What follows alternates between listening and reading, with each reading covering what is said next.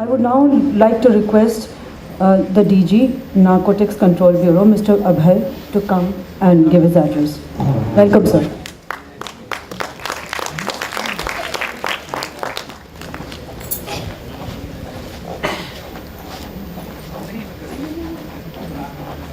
Mr. Sani, Secretary MSJE, Dr. Jayanta, Dr. Jeenat Nakati, Mr. Saji Kapinos, Joint Secretary Surendra Singh, and friends sitting in the audience.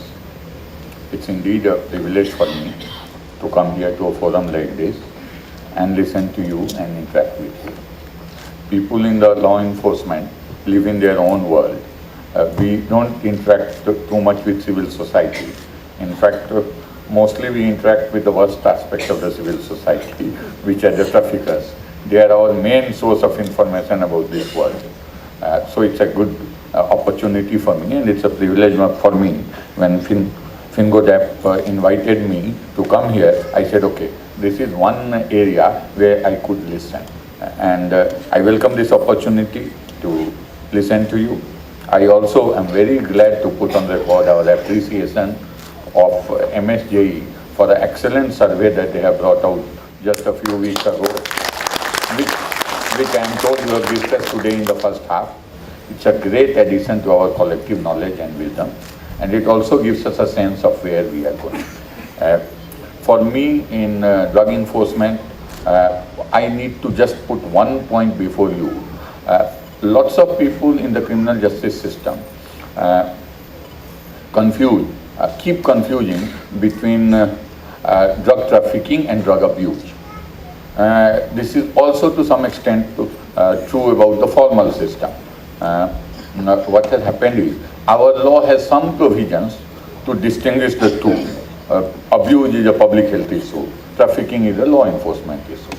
But what has happened is this distinction is a fine distinction, but has not gone down the line to the criminal justice functionaries in this country.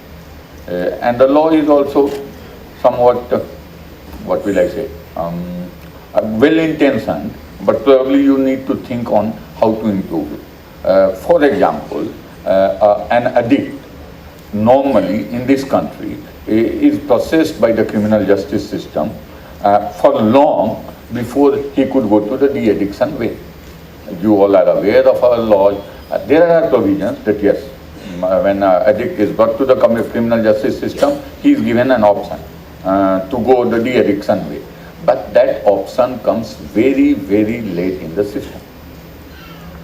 That option comes after he has been charged. Now that's a very late stage in the criminal justice system. That means his processing through the police is complete. That means he is already under prison because of the laws that we are. And that means that some of the stages of trial are also complete because the charging stage in our criminal justice system comes rather late. So a forum like this needs to think and deliberate whether that late stage could be advanced a little, because that affects both criminal justice system and the addict. Our criminal justice system is already hugely overburdened. Hugely overburdened. And putting addicts through the CJS is, apart from other things, for practical consideration, overburdening criminal justice system even more.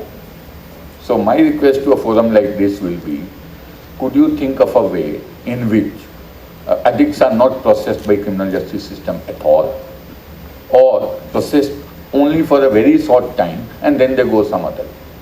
There are all kinds of examples. I am seeing some people from the other country, they could cite theirs, but we have to find a way in which this long system does not work.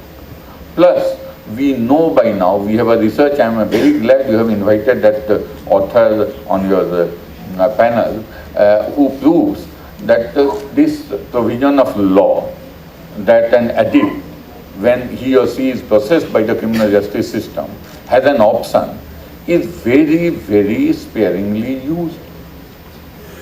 You have called that author on day 3, I saw your schedule, and she found that in thousands of cases, not even 10% of addicts actually went for de-addiction. which means that very limited law that we have is very sparingly used, which is very sad, because then a public health issue is becoming a law enforcement issue. And the way our prisons are,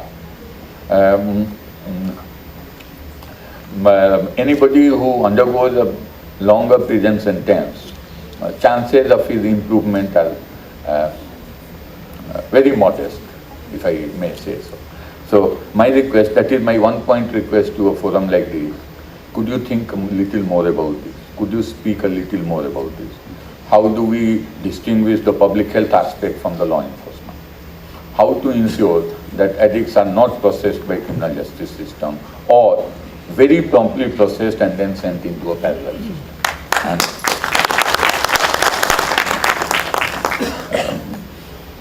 I'll also welcome if FINGODAP could